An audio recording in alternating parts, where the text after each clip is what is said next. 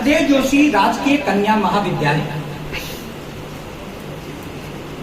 आज भारत सरकार की एक बहुत ही महत्वाकांक्षी और दूरदर्शी योजना को क्रियान्वित करने का माध्यम बन रहा है। इसलिए एक गौरव का क्षण है और इस गौरव के क्षण के महत्व को बढ़ाने के लिए हमारे जब विश्वविद्यालय के कुलगुरु उपस्थित हों तो कहना ही क्या, मैं उनका इस मंच से हार्दिक स्वागत करता हूं कि इस गौरवपूर्ण क्षण पर आप हम सभी को मार्गदर्शन देने के लिए उपस्थित हैं। विकसित भारत युवा संसद विद्यार्थियों और पूरे समाज के लिए एक संदेश है। आप भारत को समझे बिना आज की जो मुख्य समस्याएं हैं उनका समाधान नहीं कर सकते। भारत क्या है? भारत नहीं स्थान का वाचक गुण विशेष नर का है। एक देश का नहीं सीलिया भूमंडल भर का है। भूमंडल भर का जहां कहीं एकता अखंडित, जहां प्रेम का स्वर है, देश देश में वहां खड़ा भारत जीवित भास्वर है। भारत जीवित भास्वर है। भारत जीवित भास्वर। भारत एक चमकता हुआ सूरज है विश्व के पटल पर। उस भारत के साथ विकसित, यह भारत कैसे विकसित होगा? पूर्व की अवधारणा थी कि भारत विकसित हो जाएगा और जिसमें जीडीपी, ग्रॉस डोमेस्टिक प्रोडक्ट, अर्थ के विकास को उन्होंने बहुत बड़ा विकास मान लिया। भारत ऐसा नहीं मानता।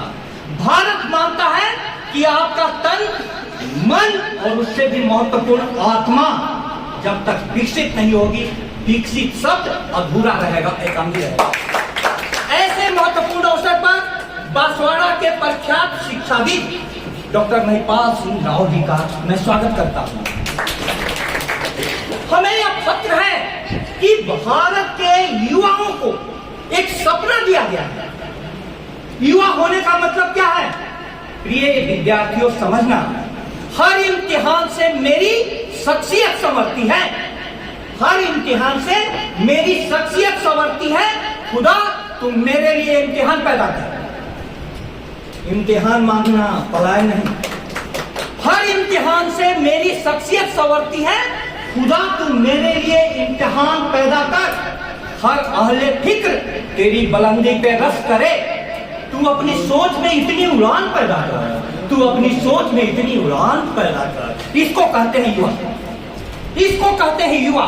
और ऐसे अवसर पर नेहरू युवा केंद्र के प्रतिनिधि के रूप में सर उपस्थित है, योगेश सर, उनका मैं स्वागत करता हूं। और संसद का मतलब क्या होता है?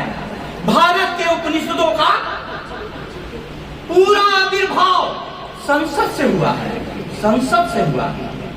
सत्संग, किसी के साथ बैठो और चर्चा करो। इतने बड़े मंच युवाओं को दिया गया है। इस संसद के मंच का तुम पूरा लाभ उठाओ। आज मुझे अफसोस हो रहा है, मैं अपने विश्वविद्यालय के कुलगुरु को बताऊं कि हमारे साथ हमारे विद्यार्थी बहुत कम हैं। आखिर क्या हुआ कि जिनके लिए हम ये आयोजन कर रहे हैं, जिनको प्रेरणा देने के लिए, उनको सुनने वाले श्रोता और देखने वाले दर्शक कम क्यों हैं? विश्वविद्यालयों के समक्ष नहीं, समस्त शिक्षा जगत के समक्ष एक चुनौती आई है। वह चुनौती क्या है? उजाले इस कदर बेनूर क्यों हैं? किताबें जिंदगी से दूर क्यों हैं? किताबें जिंदगी से दूर क्यों हैं? किताबें यदि जिंदगी से दूर हो जाएगी तो आपका मस्तिष्क परिष्कृत नहीं होगा और हृदय सुसंस्कृत नहीं होगा। ऐसे महनीय अवसर पर हमारे कॉलेज के प्रोफेसर गण उपस्थित है, मैं उनका स्वागत करता हूं। और सबसे ज्यादा स्वागत उन पार्टिसिपेंट्स का करता हूं जिन्होंने अपनी तैयारी कर करके प्रमोद वैष्णव सर के दिन रात के मेहनत को सफल बनाने के लिए हम उपस्थित हुए हैं। प्रिय विद्यार्थियों, इस यज्ञ के सफलता में आप सभी का नर्क से लेकर सिख तक का योगदान होना चाहिए और उसमें प्रतिभागी की भूमिका बहुत महत्वपूर्ण होती है। ऐसे अवसर पर मुझे एक लम्हा मिला महाविद्यालय की तरफ से इतने माननीय अतिथियों का, इतनी महती सभा का स्वागत करने का। मैं अपने आप को धन्य महसूस करता हूँ और परमात्मा से प्रार्थना करता हूँ इस यज्ञ को सफल बनाए। बहुत बहुत धन्यवाद।